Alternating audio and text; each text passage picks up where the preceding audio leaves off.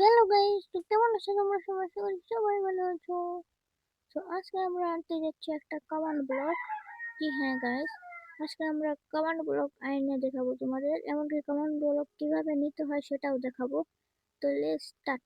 Command block আনার জন্য যা করতে হবে আমাদের, সবার প্রথমে উপরে যে এইটা দেখতে পাচ্ছ এটার ভিতর ঢুকা আমাদের সার্চ করতে হবে। এই জায়গায়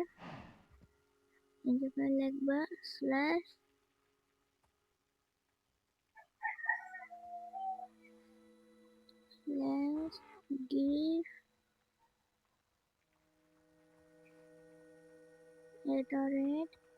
give command block.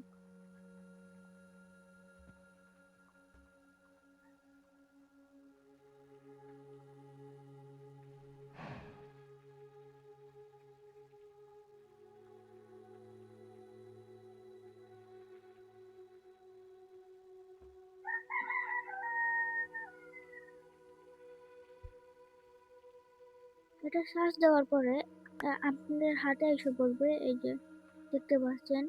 আজকে আমি এক রকমের কমান্ড ব্লক দেখাবো না, কমান্ড ব্লক তো গাইস চারটা আছে, কিন্তু আমি আজকে দেখাবো তিনটা।